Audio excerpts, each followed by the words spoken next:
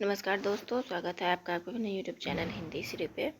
हम सभी रामस्वरूप चतुर्वेदी जी की पुस्तक हिंदी साहित्य और संवेदना का विकास का वाचन कर रहे हैं। पीछे की कक्षा को आप प्लेलिस्ट पर जाकर देख सकते हैं। आगे का वाचन जो 9वां से होना है वो इस प्रकार है। वयस्कता के साथ जीवन क्रम में जटिलताएं विकसित होती हैं। हिंदी संवेदना के विकास में इस अवधि को छायावाद नाम ठीक ही दिया गया है। कभी कभी हिंदी समीक्षा में छायावाद शब्द एक दुर्वचन के रूप में प्रयुक्त होता दिखता है। भावुकता, कल्पना विलास, यथार्थ से अलगाव और मुझे जिस आचार्य रामचंद्र शुक्ल ने अपने इतिहास में मधुचर्या कहा, इस विविध मनस्थितियों को वर्णित करने के लिए एक मोटा शब्द छायावाद चल जाता है। यह परिस्थिति जहाँ अति सरलीकरण से उत्पन्न हुई है, वहीं अनेक विभ्रमों को उपजाती है। छायावाद के समतुल्य अंग्रेजी में रोमांटिक शब्द का भी कभी कभी हल्के तिरस्कार के भाव को लपेटे रहता है, जबकि सेंटिमेंटल शब्द का प्रयोग तो निश्चित रूप से खिल्ली उड़ाने के लिए होता है। पर इस तरह के दोनों अंग्रेजी प्रयोगों सामान्य बोलचाल के क्षेत्र में ही अधिक चलते हैं। साहित्यिक संदर्भों में रोमांटिक शब्द अपने पूरे भाव गांधीर्य के साथ प्रयुक्त होता है। हिंदी में छायावाद शब्द इस तुलना में अब काफ़ी अवमूल्यित दिखता है। एक उदाहरण प्रस्तुत है। संदर्भ निराला की कविता तोड़ती पत्थर का है। विश्लेषण एक नए कवि समीक्षक द्वारा ये सारे शब्द बंध छायावादी हैं और गाढ़े के कुर्ते में चमकते हुए रेशमी पैबंद से लगते हैं, जो सौंदर्य को बढ़ाते नहीं, उसका खुरदरापन भंग करते हैं। समीक्षा के एक नए रूप में, जो मुख्यतः नई कविता और वाम पक्षीय विचारधारा के मिले जुले संदर्भों में विकसित हुआ है, छायावादी शब्द का यह प्रतिनिधि प्रयोग कहा जा सकता है। आचार्य शुक्ल के बाद छायावादी काव्य की जो समझ मुख्यतः नंद दुलारे वाजपेयी के माध्यम से विकसित हुई थी, वह फिर परवर्ती काव्य आंदोलनों के उत्साह अतिरेक में क्रमशः मंद पड़ गई। स्पष्ट ही यहाँ प्रश्न एक विशेष शब्द का प्रयोग नहीं है। मुख्य बात है ऐतिहासिक विकास क्रम में उस प्रयोग से द्योतित रचना धारा के प्रति दृष्टिकोण की। साहित्य के इतिहास में किसी भी रचना धारा के लिए कोई नामकरण कभी पूरे तौर पर तोषप्रद नहीं हो सकता, छायावाद भी नहीं। पर देखना यह है कि नामकरण के प्रति असंतोष रचना धारा के ही के प्रति कोई पूर्वग्रह न बना दे। यह सचमुच एक विचित्र स्थिति है कि साधारण ढंग से छायावाद कहने पर चांदनी रात, नौका विहार, जूही की कली आदि से संबद्ध कविताओं की याद अधिक दिलाई जाती है। कामायनी प्रसाद, राम की शक्ति पूजा, तुलसीदास निराला को पृष्ठभूमि में डाल दिया जाता है। छायावाद का यह मानसचित्र बनाने में कुछ उस युग के समीक्षकों और इतिहासकारों का योगदान है, जो छायावाद को मूलतः प्रकृति संबंधी काव्य मानना चाहते हैं। यहाँ देखिए, बहुत बड़ी बात रामस्वरूप चतुर्वेदी जी कह रहे हैं कि क्यों, आखिर ऐसा क्यों है कि छायावाद नाम कहने से हमें चांदनी, नौका, बिहार, कली, फूल, पत्ती ये सब की ही याद क्यों आती है? क्यों नहीं हम कामायनी को याद करते हैं? क्यों नहीं हम राम की शक्ति पूजा जो और तुलसीदास जो निराला जी की रचना है उनको याद करते हैं? क्यों एक उपेय दृष्टि से देखा जाता है छायावाद को? ये प्रश्न कर रहे हैं रामस्वरूप चतुर्वेदी जी। तो यही पूछ रहे कि क्यों मानसचित्र पर क्यों चित्र बना हुआ है हमारा। तो उसी का जवाब देते हुए कहते हैं कि इसमें तो कुछ उस युग के समीक्षकों और इतिहासकारों का योगदान है, जो छायावाद को मूलतः प्रकृति संबंधी काव्य मानना चाहते थे। प्रकृति काव्य के प्रेमी होने के कारण स्वयं रामचंद्र शुक्ल इसी धारणा के निकट थे। देखिए, अपने गुरु रामस्वरूप चतुर्वेदी जी शुक्ल जी को गुरु मानते हैं, तो अपने गुरु को बोलते कि भाई हमारे जो गुरु जी थे शुक्ल जी भी इसी धारणा के निकट थे। उनका आग्रह तो यहाँ तक था कि प्रकृति को ही सर्वत्र आलंबन मानकर कविता लिखी जानी चाहिए। मानो उदाहरण प्रस्तुत करने की दृष्टि से उन्होंने स्वयं एक लंबी कविता सवैया जैसे छंदों में लिखी थी। कविता वह हाथ उठाए हुए चलिए कवि वृंद बुलाती वहाँ। हिंदी साहित्य का इतिहास में छायावादी कवि चतुष्टय में से सुमित्रा नंदन पंत के काव्य के प्रति विशेष रुझान का एक कारण भी आचार्य शुक्ल के मन में यह प्रकृति प्रेम और उसके प्रति उत्साह है। रामस्वरूप जी कह रहे हैं कि जो हमारे छायावादी काव्य कवि चतुष्टय हैं, उसमें पंत जी जो हैं शुक्ल जी को विशेषता पसंद थे। क्यों? क्योंकि वे प्रकृति प्रेमी थे और शुक्ल जी भी प्रकृति प्रेमी थे। और जो पंत की रचनाएं हैं सभी जानते हैं, प्रकृति के सुकुमार कवि, वो पंत जी प्रकृति के ऊपर ज़्यादा लिखे हैं। यह ठीक है कि छायावादी कवियों के आरंभिक काव्य में प्रकृति के प्रति एक किशोर सम्मोहन भाव दिखता है, पर धीरे धीरे इस प्रकृति का स्थान मानवीय जीवन और उसकी माफी चाहती हूँ, उसकी विविध जटिल भाव भूमियाँ ले लेती है। जब सुमित्रा नंदन पंत ने शुरू में लिखा था, छोड़ द्रुमों की मृदु छाया, तोड़ प्रकृति से भी माया, बाले तेरे बाल जाल में कैसे उलझा तू लोचन, भूल अभी से इस जग को, तब शायद उनके जग में प्रकृति का ही विशेष महत्व था। पर यथार्थ की समझ के प्रयत्न में प्रकृति के बाद दिए बिना भी उनकी तथा अन्य छायावादी कवियों की कविताओं में मनुष्य और उनके सामाजिक परिवेश का तनाव क्रमशः केंद्र में आ जाता है। विडंबना इस बात की है कि स्वयं इन कवियों की विश्व दृष्टि जहाँ जटिलतर और समृद्धतर होती गई है, वहाँ इन कवियों के काव्य का जो मनश्चित्र हिंदी पाठकों और समीक्षकों की पहली पीढ़ी में बना था, वह हमारे साहित्यिक वातावरण में अभी परिपर्याप्त है। आगे देखिए, प्रकृति काव्य और छायावादी काव्य में विभ्रम उत्पन्न होने की संभावना है। इस बात को जयशंकर प्रसाद ने समझा था। यहाँ देखिए ये क्या बोल रहा है कि प्रकृति काव्य और छायावादी काव्य में विभ्रम यानी भ्रम उत्पन्न हो सकता है कि प्रकृतिवादी काव्य और छायावादी काव्य एक ही है। और इस बात को कौन पहचानता था? शंकर जी पहचानते थे। अपने निबंध यथार्थवाद और छायावाद का समापन करते हुए उन्होंने लिखा, प्रकृति विश्वात्मा की छाया या प्रतिबिंब है, इसलिए प्रकृति को काव्यगत व्यवहार में ले आकर छायावाद की सृष्टि होती है। यह सिद्धांत भी भ्रामक है। यद्यपि प्रकृति का आलंबन स्वानुभूति का प्रकृति से तादात्म्य में नवीन काव्य धारा में होने लगा है, किंतु प्रकृति से संबंध रखने वाली कविता को ही छायावाद नहीं कहा जा सकता। इतनी खरी चेतावनी के संदर्भ में अच्छी तरह समझा जा सकता है कि रचनात्मक स्तर पर प्रकृति का सीमित उपयोग ही छायावादी कवियों ने किया है। यह बात कहने पर बहुत अटपटी सी लग सकती है कि हिंदी में छायावाद के मनश्चित्र बनाने में एक बड़ा योगदान रविंद्रनाथ ठाकुर, विशेषतः उनकी गीतांजलि का है। ये देखिए कि क्या है, छायावाद का मनश्चित्र बनाने में जो रविंद्रनाथ ठाकुर द्वारा रचित गीतांजलि है उनका योगदान है। क्योंकि आरंभिक काल में यह मानकर चला जाता था कि हिंदी का छायावादी काव्य बंगला का अनुकरण पर है और पुराने ईसाई संतों का छायावाद तथा यूरोपीय काव्य क्षेत्र में प्रवर्तित आध्यात्मिक प्रतीकवाद के अनुकरण पर रची जाने के कारण बंगाल में ऐसी कविताएं यानी छायावाद कही जाने लगी थी। यह वाद क्या प्रकट हुआ? एक नए बनाए रास्ते का दरवाजा खुल पड़ा और हिंदी के कुछ नए कवि उधर एक बारगी झुक पड़े। रामचंद्र शुक्ल, हिंदी साहित्य के इतिहास में ये दिया हुआ है ये कथन यहाँ से यहाँ तक। अतः गीतांजलि में जैसा प्रकृति चित्रण, मानवीय प्रेम और अध्यात्म का संश्लेष था, वैसा ही काव्यात्मक वातावरण छायावाद का मान लिया गया। हिंदी पाठक की यह विचित्र दीक्षा थी कि गीतांजलि पढ़ने पर उसे जैसी अनुभूति होती है, वैसी ही अनुभूति वह अनिवार्यता छायावादी आस्वादन के साथ जोड़ लेता था। आधुनिक काल के आरंभ में, यहाँ देखिए मैं बता दूं कि हिंदी जो पाठक थे वो अगर गीतांजलि को पढ़ रहे थे तो उनको लगता था कि जो अभी मैं अनुभव कर रहा हूँ वही छायावाद है। ऐसे परिभाषा लोग गीतांजलि और छायावाद के साथ जोड़ लिया जाता था। आधुनिक काल के आरंभ में बंगाल का प्रभाव उस युग के मध्य देशीय जीवन में था। इसका विवेचन हम पहले कर आए हैं। साधारण आचार व्यवहार से लेकर साहित्यिक रचना कर्म के लिए मध्य देश को आदर्श बंगाल से मिलता था। यह तत्कालीन संस्कृति के प्रभाव की दिशा थी। भौगोलिक और ऐतिहासिक दृष्टि से यह स्वाभाविक था, क्योंकि 19वीं सदी में पुनर्जागरण का नेतृत्व बंगाल ने किया था। निराला का काव्य व्यक्तित्व मनोविश्लेषण के स्तर पर एक गुत्थी है, उसका कोई समाधान नहीं होता यदि उसमें से बंगाल के संपर्क को बाद कर दिया जाए। निराला बैसवाड़े के ग्रामीण परिवार के थे। पिता सामान्य सिपाही, कुछ शिक्षा कुछ हुई नहीं, हिंदी भाषा के जीवित संपर्क से अलग रहे। फिर उनके काव्य में यह रचनात्मक ऊर्जा कहाँ से आती है?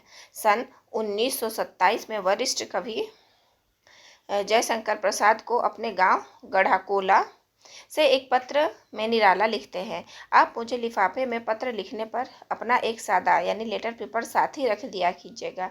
यहाँ कागज का बड़ा अभाव रहता है। वज्र देहात है। यह स्थिति ठेठ हिंदी क्षेत्र के उस इलाके की है जहाँ सरस्वती संपादक महावीर प्रसाद द्विवेदी और आधुनिक काल के बड़े कवि सूर्यकांत त्रिपाठी निराला का जन्म और पालन पोषण हुआ। देखिए कितनी बड़ी बात है कि हम सभी जानते हैं कि निराला का जीवन अभावों में बीता। सोचिए इतना अभाव कि कविता लिखने के लिए उनके पास पेपर नहीं है और वो जयशंकर प्रसाद से इसकी मांग करते हैं। और उस कवि के आर्थिक सामाजिक परिस्थिति है जिसे राम की शक्ति पूजा लिखनी है। तब विधेयवादी दृष्टिकोण का समर्थन न करते हुए भी दिखता है कि बैसवाड़े के संस्कारों का परिष्कार कलकत्ता से टकराहट में मिला है। हिंदी साहित्य के क्षेत्र में बांग्ला का यह रचनात्मक संपर्क आधुनिक काल में भारतेंदु के समय से ही दिखाई देने लगता है।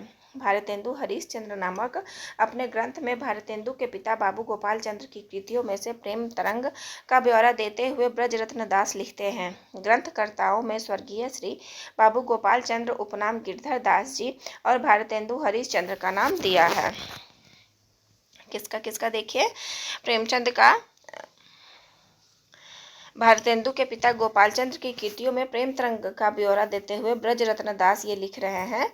यहाँ देखिए कि ब्रजरत्न दास ये लिखते हैं कि ग्रंथकर्ताओं में स्वर्गीय श्री बाबू गोपाल चंद्र उपनाम गिरिधर दास जी और भारतेंदु हरिश्चंद्र का नाम दिया है। इसमें 64 पृष्ठ है और 361 पद हैं, जिसमें बाबू गिरधर दास के 23 हैं, बाबू हरिश्चंद्र के 204 हैं और 44 चंद्रिका उपनाम के हैं। अंतिम 34 बांग्ला के हैं।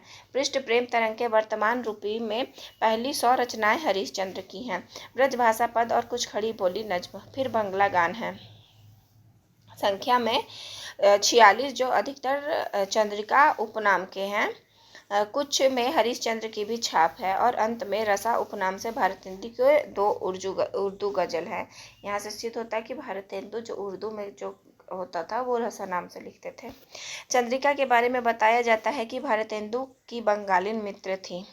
महत्वपूर्ण बात यह है कि पुनर्जागरण के बंगला मनीषी रामकृष्ण देव, विवेकानंद और रविंद्रनाथ से प्रेरणा लेकर निराला साहित्यिक रचनात्मक ऊर्जा में अपनी गुरु परंपरा से आगे बढ़ जाते हैं। दुर्गा पूजा के देश बंगाल में शक्ति आराधना पर वैसी ऊर्जास्वित रचना नहीं लिखी गई जैसी राम की शक्ति पूजा है। शक्ति का मंत्र निराला को और किसी सीमा तक जयशंकर प्रसाद, सुमित्रानंदन पंत को भी बंगाल से मिला, पर शक्ति काव्य मध्य देश तथा हिंदी प्रदेश के इन छायावादी कवियों ने रचा। कामायनी तुलसीदास राम की शक्ति पूजा में शक्ति और मानवीय चेतना का जैसा आख्यान है वैसा बांग्ला काव्य या स्वयं रविंद्रनाथ में नहीं मिलता। बंगाल की सुकुमार कल्पना और सूक्ष्म प्रतिभा मध्य देशीय पौरुष के संपर्क में तथा ब्रजभाषा के विरोध में उठ खड़ी हुई और खड़ी बोली की खड़खड़ाहट बंगला भाषा की कोमलता के संस्पर्श से शक्ति और दीप्ति का संश्लेष बन गई। बंगाल से जो कुछ निराला ने लिया उसमें बहुत कुछ जोड़कर उसे जैसे उन्होंने गुरु ऋण को पूरा किया है। यहाँ देखिए कि निराला ने क्या किया है कि निराला ने बांग्ला से जो लिया था उसमें बहुत कुछ जोड़कर उन्होंने गुरु ऋण को पूरा किया है। इसलिए रविंद्रनाथ की काव्य और गीतांजलि जिस वातावरण का निर्माण करते हैं वह हिंदी के छायावादी काव्य संसार का एक अंश मात्र है। उसके केंद्र में तो शक्ति चेतना का वह उत्सव है जिसने भारतीय पुनर्जागरण को परिचालित किया था और फिर क्रमशः साहित्य के सूक्ष्म स्तरों का पर उन्मुक्त हुआ। रविंद्रनाथ ने प्रकृति और राष्ट्रीयता के विविध रूप हैं, श्रृंगार और अध्यात्म का सूक्ष्म चित्रण है, प्रार्थना की गहराई है, पर शक्ति काव्य का वह रूप नहीं है जो प्रसाद या निराला में मिलता है। छायावाद शब्द के आरंभिक प्रयोगकर्ता ने छाया शब्द से ठीक ठीक क्या व्यंजना देनी चाहिए थी यह बता पाना तो कठिन है, पर इस संदर्भ में छाया शब्द की कई व्याख्याएं हिंदी समीक्षा में प्रचलित हैं। इस नई रचनाधारा के विरोधियों ने छाया का अर्थ प्रभाव या अनुकरण किया है। एक दूसरे वर्ग ने छाया का अर्थ लिया सूक्ष्म और वायवीय, एक अन्य अर्थ हुआ अस्पष्ट। कवि प्रसाद ने संस्कृत प्रयोगों के साक्ष्य पर छाया की व्याख्या की। मोती के भीतर छाया की जैसी तरलता, छाया का अर्थ पानी, आग, चमक, कांति लेते हुए उन्होंने निष्कर्षतः कहा, छाया भारतीय दृष्टि से अनुभूति और अभिव्यक्ति की भंगिमा पर अधिक निर्भर करती है।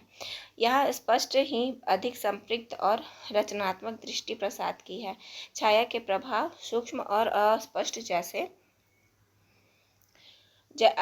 जैसे अर्थों का प्रत्याख्यान करते हुए और उसे महज प्रकृति काव्य से अलग करके उन्होंने छायावाद की संरचना में चमक और कांति पर बल दिया है।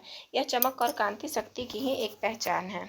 इस तरह छायावाद महज संध्या सुंदरी चांदनी रात या नौका विहार का चित्र नहीं है, वह मूलतः शक्ति काव्य है। यहाँ देखिए अपना स्टेटमेंट दे रहे हैं कि इस तरह महज संध्या सुंदरी रात चांदनी नौका विहार का चित्र नहीं है, वह मूलतः शक्ति काव्य। बहुत महत्वपूर्ण है। रामस्वरूप चतुर्वेदी जी का कथन है, पुनर्जागरण चेतना का व्यापक और सूक्ष्म रूप है और अपनी अर्थ प्रक्रिया में मानव व्यक्तित्व को गहरे स्तरों पर समृद्ध करता है। इस युग के प्रतिनिधि रचना जयशंकर प्रसाद के कामायनी में देव और असुर संस्कृतियों से भिन्न और उनकी तुलना में अधिक सृजनात्मक मानवीय संस्कृति के विकास का आख्यान है। उसके वर्तमान संकट की समझ है और इस संकट के बचाव की संभावित दिशा संकेतित है। थके हुए और पराजित मनु के प्रति अपने उद्बोधन का समापन श्रद्धा इन शब्दों में करती है, शक्ति के विद्युत कंजों व्यस्त विकल्प बिखरे हैं, हो निरुपाय समन्वय उसका करे समस्त विजयनी मानवता हो जाए। यहाँ मूल संदेश शक्ति का नियोजन का है और संदर्भ राष्ट्रीय होते हुए भी चिंता समस्त मानवता की है। इसी के समानांतर स्थिति निराला की लंबी कविता राम की शक्ति पूजा में है। रावण के पक्ष में शक्ति आ गई है, राम यह जान समझ कर स्तब्ध और हताश है। अन्याय जिधर है उधर शक्ति, कहते छल छल हो जाए नयन, कुछ बूंद पुनः ढलके दृग्जल। प्रसाद के मनु और निराला के राम की हताश मन स्थिति बहुत कुछ मिलती जुलती है। मनुष्य मात्र के जीवन में कभी न कभी ऐसी मनस्थिति आती है, पर मनुष्य का साहस और सर्जना क्षमता उसका अतिक्रमण भी करती है। जाम्बवान राम को परामर्श देते हैं, शक्ति की करो मौलिक कल्पना, करो पूजन, छोड़ दो समर जब तक ना सिद्धि हो रघुनंदन। शक्ति की करो मौलिक कल्पना। संपूर्ण कविता की रचना दृष्टि यही से आलोकित और प्रवाहित होती है। शक्ति की परिकल्पना अनुकरण में संभव नहीं है। शक्ति दो सदा मौलिक रूप में ही परिकल्पित किया जा सकता है। शताब्दियों से पराधीन देश को इससे बड़ी और सार्थक दृष्टि कोई नहीं दे सकता। यह राम जितने अपने लिए हैं उतने ही सामूहिक राष्ट्रीय मन के प्रतीक है और उतने ही स्वयं कवि व्यक्तित्व के। ये कई अर्थ स्तर एक दूसरे से टकराकर मानवीय आत्मशक्ति का एक विराट आख्यान प्रस्तुत करते हैं। कविता का अंत होता है, होगी जय हे पुरुषोत्तम नवीन, कह महाशक्ति राम के वदन में हुई लीन। महाशक्ति का राम के वदन में लीन हो जाना आत्मशक्ति के विकास की ही व्यंजना देता है। शक्ति अपने से बाहर कहीं नहीं, अपने ही अंदर है, केवल उसे जागृत और विकसित करना है और यह प्रक्रिया अपने में मौलिक है, विशिष्ट है। इस संदर्भ में शक्ति की मौलिक कल्पना करने में क्षम राम को संबोधित करते हुए उन्हें नवीन पुरुषोत्तम कहा गया है। श्रद्धा सर्ग की अंतिम पंक्तियों में शक्ति और विजय का जो संदेश है, विजयनी मानवता हो जाए, वह यहाँ दूसरे कथावृत्त के बीच से फूटता है। शक्ति साधना का मूल स्वर एक है और यही स्वर एक अपेक्षया विस्तृत फलक पर निराला के तुलसीदास में मुखरित होता है। तुलसीदास काव्य कवि तुलसी की रचना प्रक्रिया को गतिशील होते हुए अंकित करता है और इस रचना शक्ति के विमुक्त होने में राष्ट्रीय जीवन के सांस्कृतिक संदर्भों और कवि की व्यक्तिक प्रणय के अंतर क्रिया को सूक्ष्म स्तरों पर आलोकित करता है। रत्नावली के जन प्रचलित कथानक को लेकर निराला ने कवि के मनोवैज्ञानिक, सांस्कृतिक तथा सृजनात्मक पक्षों का एक संश्लिष्ट रूप में उभारा है। काव्य के अंतिम अंश में तुलसी को अपने प्रिया का व्यक्तित्व देवी भारती सरस्वती में रूपांतरित होते दिखता है और उनकी आरंभिक सांस्कृतिक चेतना और पत्नी के प्रति एकांत प्रणय भाव एक दूसरे के में विलीन हो जाते हैं। उनके हृदय में एक नया स्वर उठता है जो आसुर भावों से भुने प्रदेश में सर्वत्र गूंज उठता है। उस स्वर क्रम का एक छंद इस प्रकार है, होगा फिर से दुर्धुत समर जड़ से चेतन का निशिवासर, कवि का प्रति छवि से जीवन हर जीवन पर, भारती इधर है उधर सकल जड़ जीवन के संचित कौशल, जय इधर ईश है और उधर सबल माया कर। संस्कृतियों और विचारधाराओं का संघर्ष यह तुलसी के रामचरितमानस के प्रमुख उपजीव्य बनाता है। भारती इधर है उधर सकल जड़ जीवन के संचित कौशल, यह संघर्ष निराला के तुलसीदास का है, स्वयं अपने कवि कर्म में निराला का है, जिसे वे राम की शक्ति पूजा में राम के माध्यम से अंकित करते हैं। यहाँ देखिए क्या बोल रहे हैं चतुर्वेदी जी, यह संघर्ष निराला के तुलसीदास का है, यानी स्वयं अपने कवि कर्म में निराला का है, यानी कि निराला का जो कवि कर्म था वो संघर्षों से भरा हुआ था। जिसे वे राम की शक्ति पूजा में राम के माध्यम से अंकित करते हैं। रावण अर्धमर्त भी अपना मैं हुआ अपर। इस तरह एक ही रचना में कई स्तरों पर यह जीवन मूल्यों और पक्षों का संघर्ष चित्रित हुआ है। इसे शक्ति पूजा के आरंभ में कवि ने कुछ नाटकीय मुद्रा में राम रावण की अपराजय समर कहा है। कामायनी की तो मूल वस्तु यही है, देव असुर और मानव संस्कृतियों की टकराहट। पहले देव और असुर संस्कृतियों का संघर्ष है, जिसका चित्रण प्रधानतः ईला सर्ग में हुआ है। था एक पूजता देह दीन, दूसरा अपूर्ण अहंता में अपने को समझ रहा प्रवीण। फिर देव और असुरों की साझी संस्कृति से टकराकर नई मानवीय संस्कृति विकसित होती है, जो नश्वर है पर अपनी नश्वरता में ही सृजनात्मक बनती है और प्रेम की नई क्षमता को विकसित करती है। आधुनिक युग के पुनर्जागरण में यह सांस्कृतिक संघर्ष की वस्तु अर्थ के स्तर पर और संचरणशील हो जाती है। अब टकराहट भारतीय और पाश्चात्य धाराओं के बीच है। इस सारे संघर्ष में मौलिक रचना शक्ति की जय, भारतीय तुलसीदास और दुर्गा राम की शक्ति पूजा, जिसकी प्रतीक अधिष्ठात्री है, कवि के आत्मविश्वास का केंद्र बिंदु है। राम की शक्ति पूजा तुलसीदास और कामायनी में ही नहीं, प्रसाद के आंसू में भी, जिसे छायावादी परिदृश्य के अंतर्गत विरह काव्य के रूप में स्वीकार किया जाता है, सामान्य द्वंद्व और संघर्ष को अतिक्रमित कर जाने की प्रक्रिया अंकित हुई है। कामायनी में सुख दुख के द्वंद्व से ऊपर उठकर आनंद की जो स्थिति है, कुछ वैसी ही स्थिति आंसू में वेदना की है। इसलिए वेदना को कवि ने कहा है, जगत द्वंद्वों के परिणय की है सुरभिमयी जयमाला। आंसू के अंतिम अंशों में पहुंचकर कवि का विरह भाव सार्वभौम वेदना में रूपांतरित हो जाता है।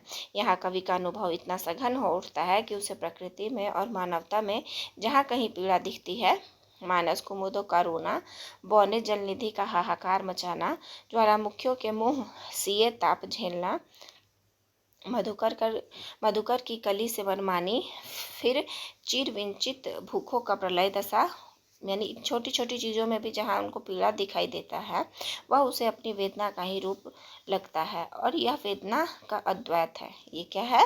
जो ये वेदना उन्हें दिखती है हर छोटी छोटी चीज़ों में, यह वेदना का अद्वैत है। इन सारी पीड़ाओं के तत्व में उसे रचना की उपलब्धि होती है।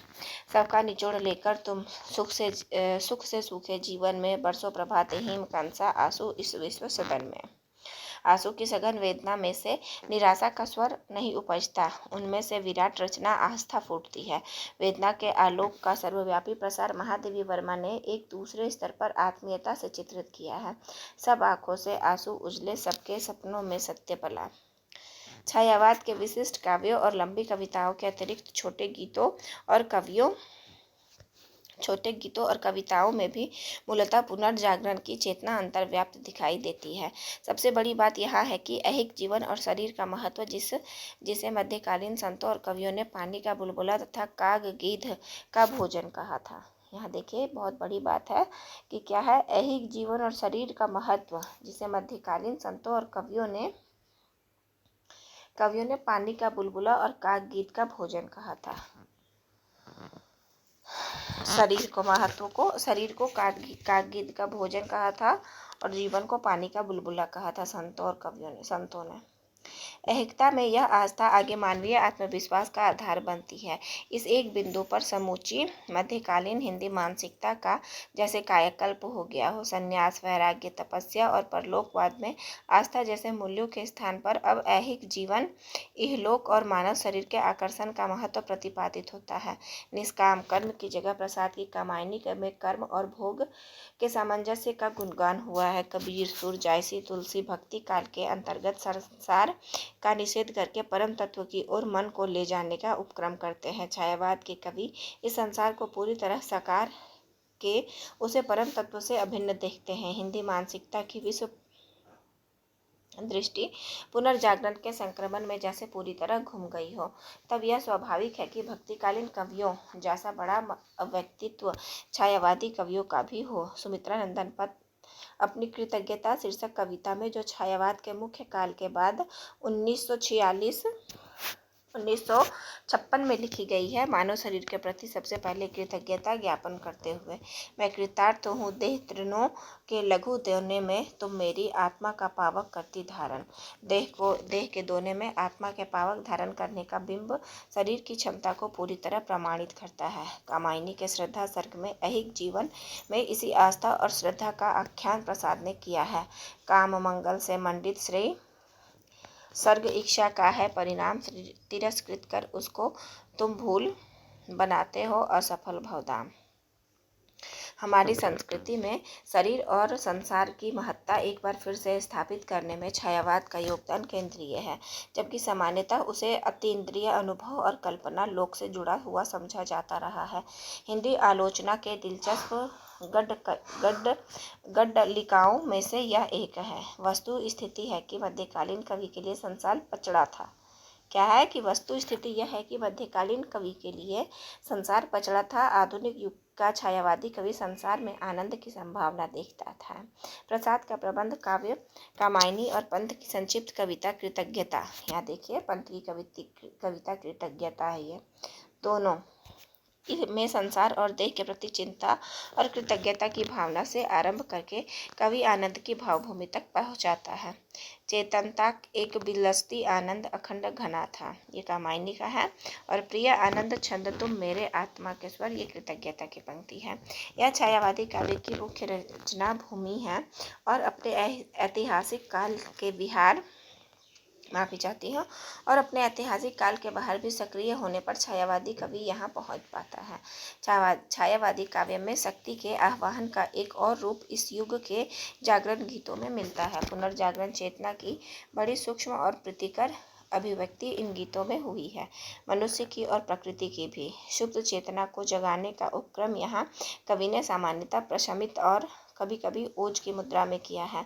छायावादी काव्य में एक बड़ी संख्या इन प्रभाती और जागरण गीतों की है, जिसमें एक और शक्ति और चैतन्य का आह्वान है और एक दूसरे तथा समकालीन संदर्भ में वे राष्ट्रीय स्वाधीनता के संघर्ष से जुड़े हैं।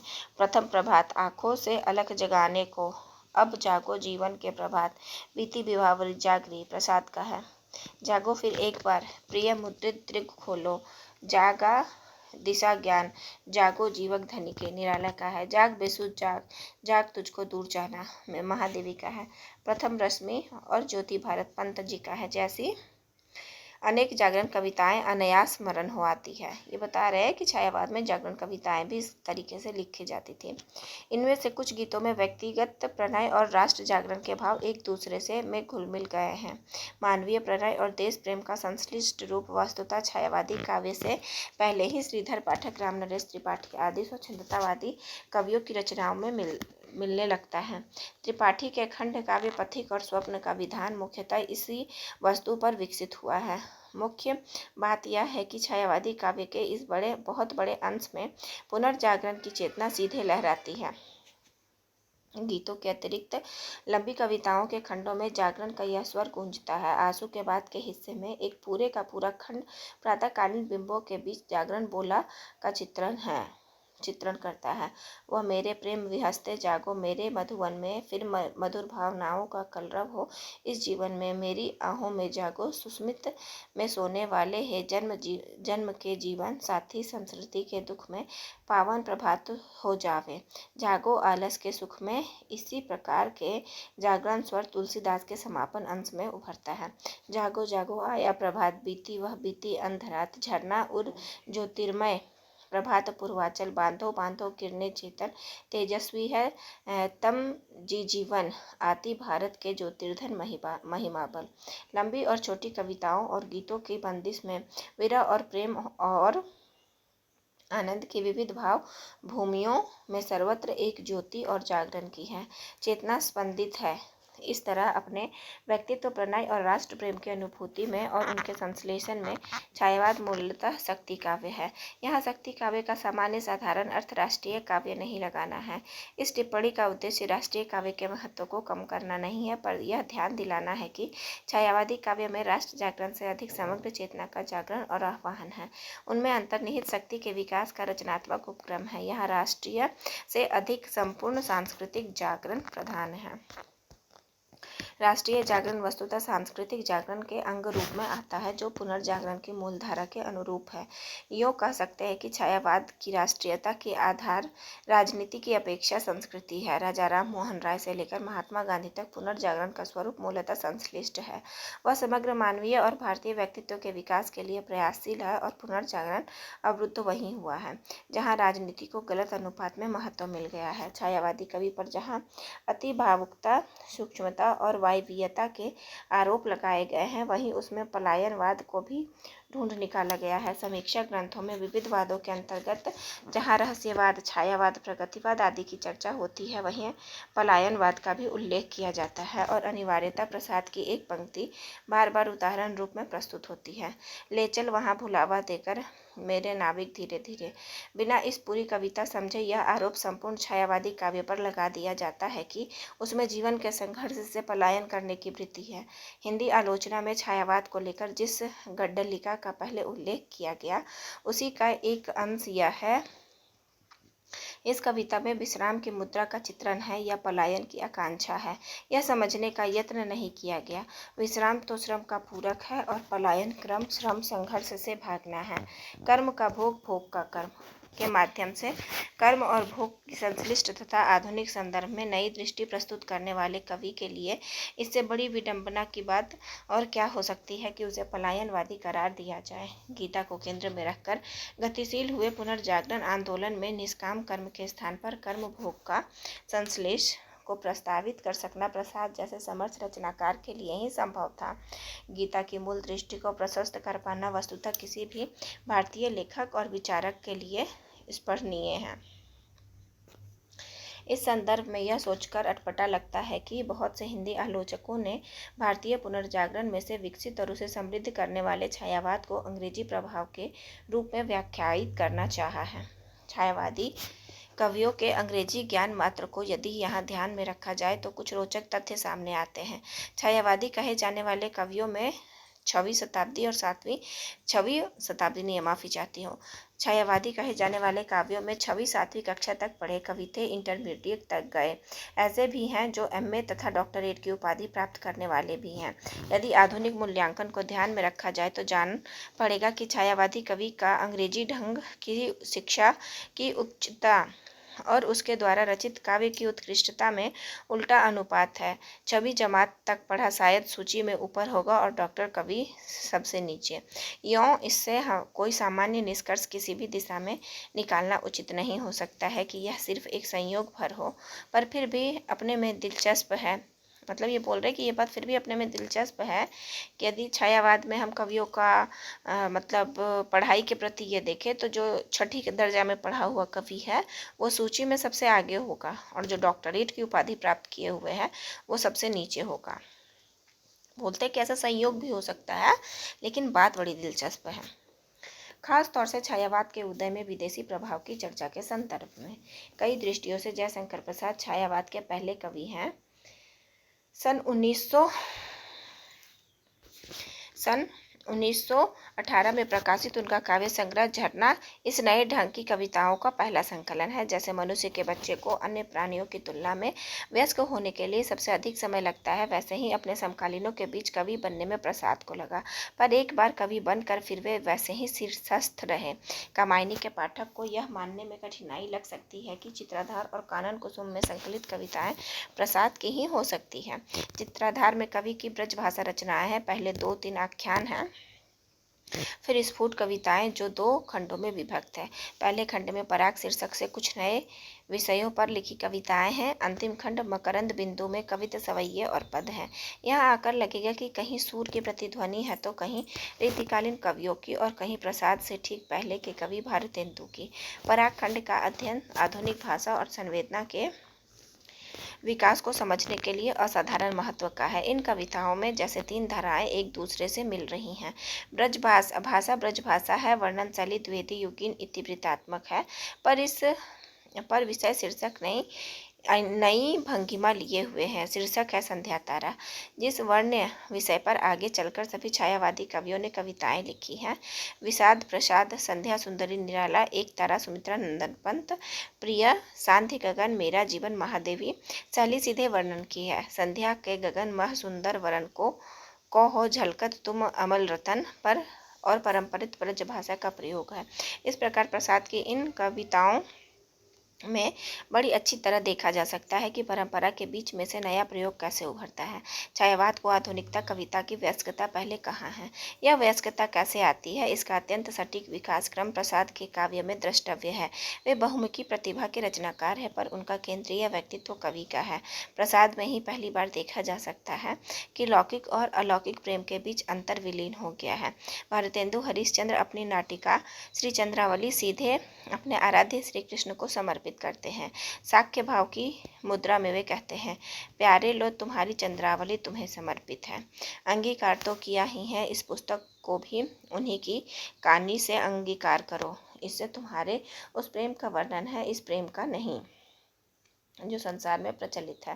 प्रसाद में आकर उस प्रेम और इस प्रेम का अंतर मिट जाता है। यह ठीक है कि आराध्य और प्रेमास्पद के बीच अद्वैत की यह अनुभूति प्रसाद के कुछ पहले रविंद्रनाथ ठाकुर में देखी जा सकती है, पर यह भी स्मरणीय है कि गीतांजलि और झरना के प्रकाशन में 6 वर्षों का ही अंतर है। झरना का समर्पण है, हृदय की तुम्हें दान कर दिया, क्षुद्र था उसने गर्व किया, तुम्हें पाया अगाध गंभीर, कहाँ जल बिंदु कहाँ निधि चीर। महत्वपूर्ण पंक्तियां हैं, ध्यान दीजिएगा। झरना की है, हमारा कहो ना अब क्या रहा, तुम्हारा सब कब का हो रहा, तुम्हें अर्पण तुम्हें त्वदीय, छीन लो छीन ममत्व मदीय। यहाँ तुम्हें और तुम्हारा जितना परम तत्व का संबोधन है, उतना ही प्रेमास्पद का। अब कविता में व्यक्त प्रेम उसके आलंबन की लौकिकता अलौकिकता पर निर्भर ना होकर उसकी प्रेम भाव की उत्कटता पर निर्भर है। राधा कृष्ण को आश्रय आलंबन रूप में चित्रित करने वाली कविता इस दृष्टि से सस्ती वासनाओं को उभारने वाली और अश्लील हो सकती है, या और सामान्य नायक नायिका को संबोधित रचना उत्कृष्ट कला प्रदान तथा आध्यात्म कोटि की हो सकती है। जैसा संकेत किया जा चुका है कि आधुनिक काल में आकर ईश्वर और मनुष्य का रिश्ता एक नया मोड़ लेता है। मनुष्य अब संपूर्ण रचना के केंद्र में है। ईश्वर व्यक्तिगत आस्था का विषय है, काव्यगत चित्रण का नहीं है। परम तत्व और प्रेमास्पद के बीच उभरते अद्वैत की अनुभूति द्वैती युगिन इतिवृत्तात्मक भाषा शैली में संभव नहीं है थी। यहाँ फिर प्रसाद पहले कवि हैं जहाँ संश्लिष्ट भाषिक विधान में यह नए ढंग की अनुभूति रूपायित होती है। उनके काव्यात्मक विकास में अच्छी तरह देखा जा सकता है कि प्रथम प्रभात नामक कविता में यह भाषिक विकास पहली बार रचा गया है। यह संयोग से कुछ अधिक है कि यह कविता कवि के 2 संकलनों में संकलित है। पहले खड़ी बोली काव्य संकलन कानन कुसुम और पहले महत्वपूर्ण संकलन झरना में।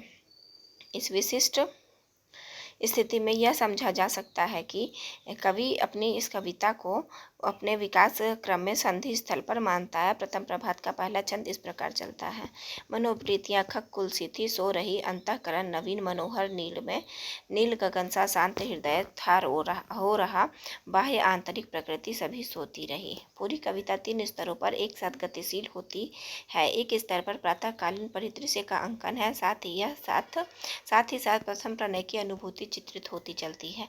इन 2 स्तरों के साथ साथ और जैसे उनकी टकराहट में साक्षात्कार का प्रथम अनुभव संजोया गया है। अर्थ के यह स्तर किसी संश्लिष्ट प्रयोग से नहीं सजते, वरन उसी एक शब्द विधान के बीच से फूटते हैं और एक दूसरे के संस्पर्श में अधिक निखरते हैं। बाह्य और आंतरिक प्रकृति का हिंदी कविता में यह पहली बार आमना सामना है और छायावाद का प्रथम प्रभात तब तक आकस्मिक नहीं है कि बिंब प्रक्रिया की शुरुआत हिंदी कविता में इसी बिंदु से होती है। आगे है, यहाँ से चलकर प्रसाद बराबर संश्लिष्ट और जटिल अनुभवों का चित्रण करते हैं। झरना की विषाद शीर्षक कविता इस नए विधान में पूरी तरह बनी हुई है। यहाँ संध्या और विषाद के अनुभव जैसे एक दूसरे में बट दिए गए हों। अभी तक समीक्षा मात्र में अर्थ का द्वैत बना रहा, मुख्यार्थ व्यंग्यार्थ, प्रस्तुत अप्रस्तुत, इमोशन और ऑब्जेक्टिव कॉरिलेटिव। यहाँ छायावाद में पहली बार अर्थ के स्तर पर अलग अलग दिखने पर भी एक दूसरे से मिल गए हैं, संश्लिष्ट है।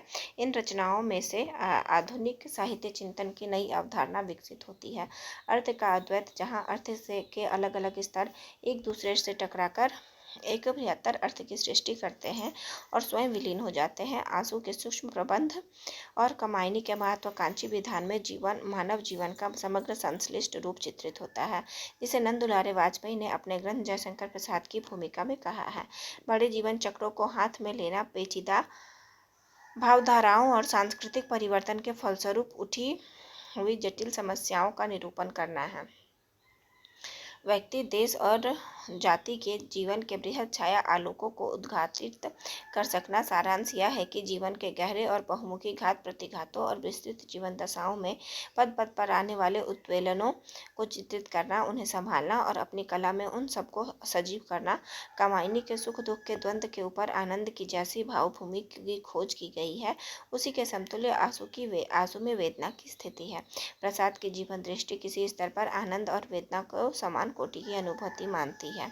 मुक्तिबोध ने सदचित आनंद की टक्कर में प्रयोग किया।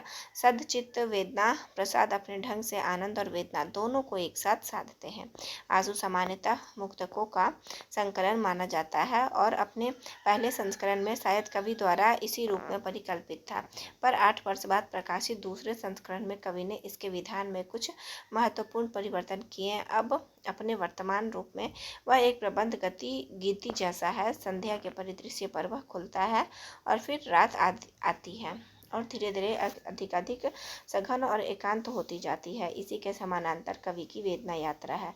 अंतिम अंश में प्रातः काल का संकेत देकर रचना का समापन होता है। सबका निचोड़ लेकर तुम सुख से सूखे जीवन में बरसों प्रभातहीन कंसा आंसू इस विश्व सदन में। प्राकृतिक दृश्यावली में इस क्रम में एक सूक्ष्म कथा बुनी हुई है। यहाँ कवि वियोग के वर्णन से आरंभ करता है और जहाँ स्मृतियों की एक बस्ती इसी हृदय में बस गई है, फिर अतीत के संयोग, सुख और प्रेमास्पद के रूप सौंदर्य का चित्रण है। संयोग क्षणिक है और शीघ्र ही विरह का लंबा दौर शुरू होता है, किंतु कवि का संयोग और विरह दोनों वैयक्तिक नहीं, समूची प्रकृति उसमें भागीदार है। आंसू के अंतिम खंड में विरह का यह सार्वभौम रूप अंकित हुआ है, जहाँ पीड़ा और कष्ट के विविध दृश्य का चित्रण करने के अनंतर कवि संकेत देता है कि समूची सृष्टि की पीड़ा स्वयं उसने झेली है और हर पीड़ा में उसकी अपनी व्यथा छिपी है। सूखी सरिता की सैया, वसुधा की करुण कहानी, फूलों कूलों में लीन न देखी क्या तुमने मेरी रानी। विधान की यह जटिलता और संश्लिष्टता उच्च जीवन स्तर और काव्य स्तर का द्योतक है। प्रकृति भी ऊंचे स्तर पर ऐसा कुछ नहीं बनाती जिसका एक ही और सीधा उपयोग हो। यह विडंबना और विरोधाभास है कि शरीर के जो अंग अपशेष निकास के माध्यम है, वे ही प्रजनन के निमित्त बनते हैं। नारी के उरोज जैसे उसके प्रेमी पति के लिए प्रिय है, वैसे ही पुत्र के लिए भी। भाषा प्रयोग से यह भंगिमा स्पष्ट होगी कि वे उरोज हैं या स्तन। सृष्टि का मानव जीवन की इस जटिलता और संश्लिष्टता का उत्कृष्टतम रूप आधुनिक विज्ञान और कला में द्रष्टव्य है। कामायनी का रचाव जैसा जटिल है, विधान वैसा ही व्यापक तथा महत्वाकांक्षी। इसमें एक और मानव संस्कृति के विकास का आख्यान है और साथ ही साथ आदिम मनुष्य की उत्तरोत्तर जटिल और सघनित होता रूप है। संस्कृति के विकास में कवि दिखाता है कि कैसे मनुष्य मृगया युग और कृषि युग को पार करता हुआ वर्तमान यांत्रिकी युग में आन पहुंचा है और इस यांत्रिकी युग के क्या खतरे हैं तथा उनका अतिक्रमण कैसे संभव है। इसी तरह मनुष्य का अंतःकरण आदिम प्रभुत्व और आधिपत्य की भावना से भरा हुआ है, कैसे ईर्ष्याग्रस्त होता है और फिर कैसे मनु का अहम भाव श्रद्धा के साहचर्य में प्रेम की महिमा धीमे धीमे सीखता है। प्रसाद ने बड़ी निष्ठा के साथ प्रदर्शित किया है कि मानवीय संस्कृति देव संस्कृति की तुलना में अधिक कहीं किसी तरह हीन नहीं है, वरन वह देव संस्कृति जो भौतिकवादी है, सुख केवल सुख की संस्कृति है, उससे आगे का विकसित और सूक्ष्म रूप है। इस माने में कवि ने मध्यकालीन हीन भावना से ग्रस्त देवता प्रधान समाज को नए और आधुनिक मानवीय आत्मविश्वास से संपन्न किया है। रचना का यह विराट दृष्टि संसार के प्रख्यात महाकाव्यों में कहीं नहीं मिलेगी। अद्वैतवाद का चरम रूप आत्माद्वैत है। एक मन के दो हिस्से हो जाते हैं और आत्मा और परमात्मा। एक मन से व्यक्ति आराधक होता है, दूसरे से आराध्य। इन दोनों की फिर एक आत्मा चरत अद्वैत की अनुभूति है, जिसे प्रसाद कामायनी में अंकित करते हैं और यह विराट दृष्टि वैसे ही विराट परिकल्पना में से उपजती है। कामायनी में प्रसाद का चित्रण है कि मानवीय सृष्टि अपने जन्म के पूर्व ही काम के श्राप से ग्रस्त हो जाती है। कथानक का यह अंश ईसाई धर्म गाथा से मिलता जुलता है, जहाँ ईडन के बगीचे से मनुष्य के पतन और ईश्वर के शाप का वर्णन किया गया है। पर भारतीय अभिप्राय के अनुसार शाप दिया गया है तो उससे उबरने का उपाय भी वहाँ बताया गया है। कामायनी के काम का मुख्य शाप है कि मनुष्य अब देवताओं की तरह अजर अमर नहीं रहेगा, मरणशील हो जाएगा। मनु अपने संकल्प से इस शाप की मनुष्यता के लिए वरदान में बदल लेते हैं। यह मरणशीलता मनुष्य की सृष्टि को देव सृष्टि की तुलना में अधिक सूक्ष्म और सृजनात्मक बनाती है। यहाँ शाप का अभिप्राय अपने स्थिर रूप में यदि ईसाई धर्म गाथा के निकट है तो गतिशीलता में भारतीय प्रणाली का अनुसरण करता है। प्रसाद का पक्ष है कि देव सृष्टि जहाँ भोग विलास और सहज भौतिक सुख साधनों में डूबी हुई थी, वहाँ मनुष्य की सृष्टि कुछ नए मान्य मूल्यों का आविष्कार करती है, जिनमें सबसे प्रमुख है प्रेम करने की क्षमता। मृत्यु पर विजय पाने के लिए मनुष्य प्रेम की क्षमता विकसित करता है और उसी से जुड़ी सृजनात्मक शक्ति। मानवीय दृष्टि के वैशिष्ट का यह रूप मुख्यतः काम और लज्जा के अंततः ईला सर्ग में चित्रित होता है। देव सृष्टि में जो काम था वह मानवीय सृष्टि के में अनंग होकर सूक्ष्म प्रेम में परिणत हो जाता है और इसी के समानांतर देवों की तृष्णा को तृप्ति दिखाने वाली रति मानवीय सृष्टि में लज्जा बन जाती है। नए संदर्भ में वह अपनी भूमिका स्पष्ट करती है। मैं रति की प्रतिकृति लज्जा हूँ, मैं शालीनता सिखाती हूँ।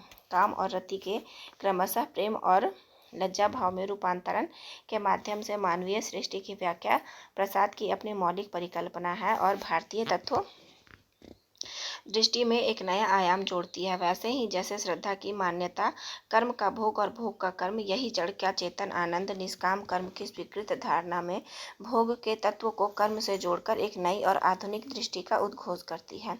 ईड़ा सर्ग में देव सृष्टि का मानवीय सृष्टि को सत्ता हस्तांतरण पूरा हो जाता है।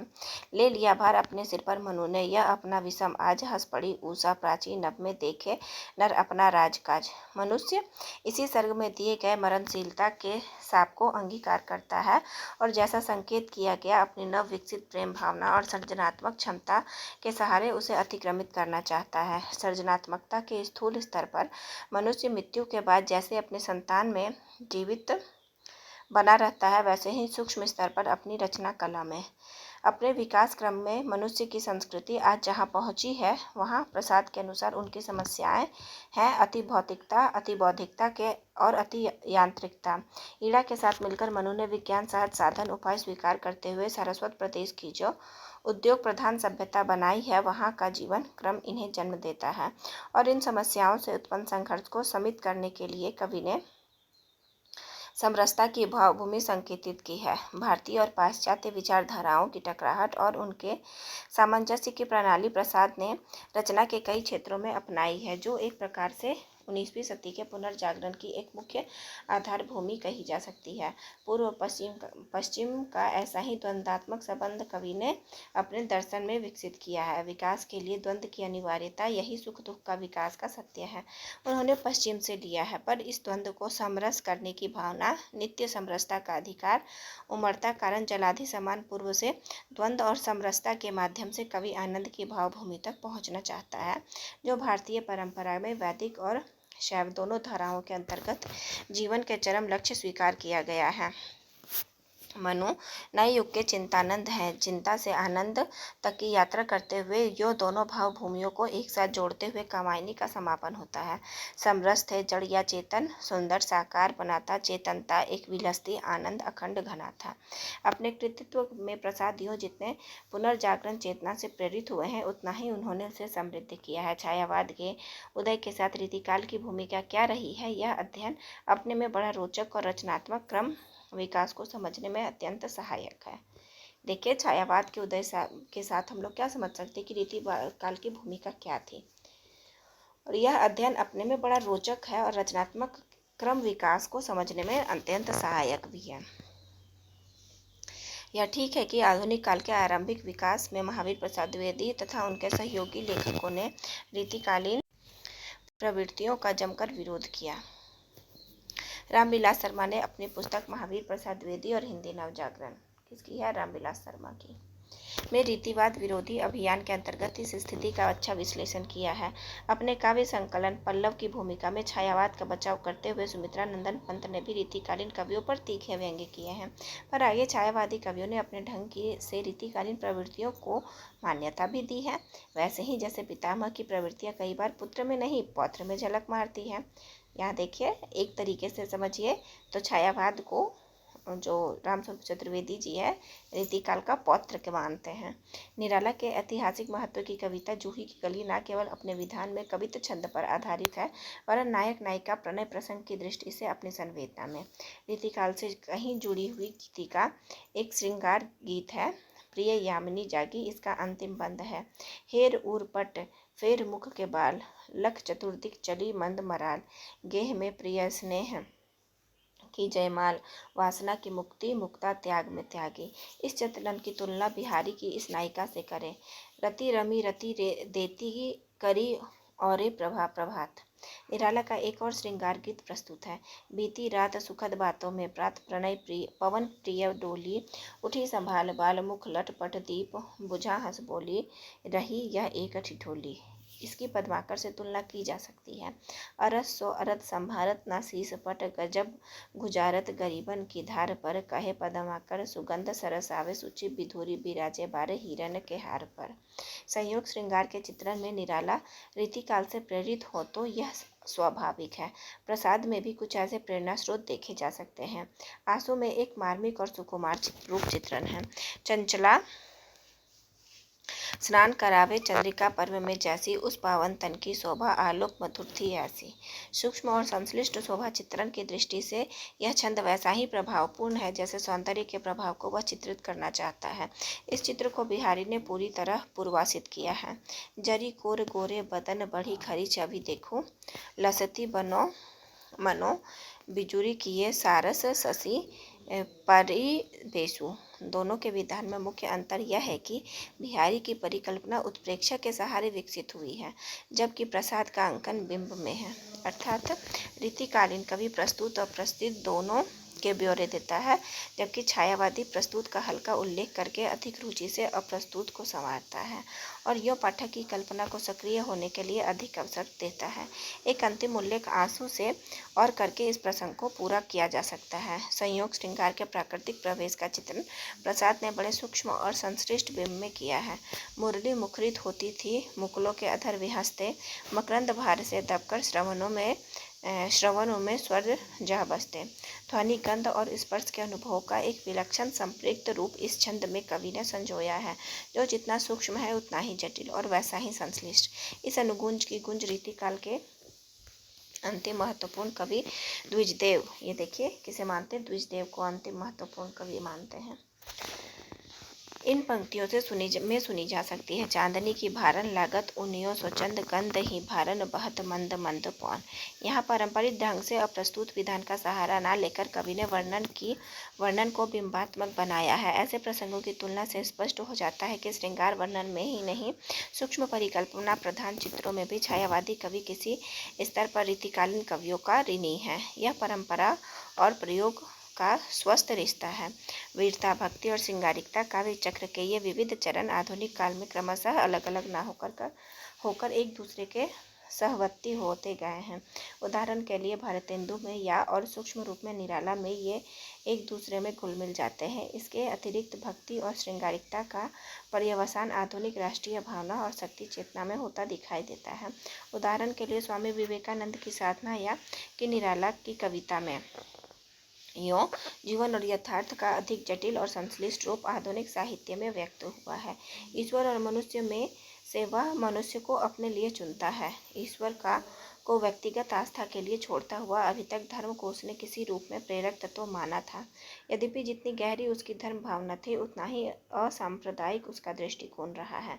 अब वह व्यवस्थित धर्म के रूप में से आध्यात्मिकता को ही स्वीकार करता है। कुछ रीतिकालीन अपवादों को छोड़कर हिंदी साहित्य का चरित्र बराबर जनाश्रित हो रहा, जो आधुनिक काल में और प्रबल होता है। फलतः श्रृंगार और भक्ति दोनों को वह लोकोन्मुख बनाता है। यहाँ देखिए कि क्या है, फलतः श्रृंगार और भक्ति दोनों जो है वो लोकोन्मुख होता है। और आज की कक्षा का वाचन हम यहीं तक रखते हैं। आगे की वाचन हम आगे की क्लास में करेंगे। धैर्य से बने रहने के लिए आपका बहुत बहुत धन्यवाद। आशा करती हूँ यह वीडियो आपको अवश्य लाभान्वित करेगी।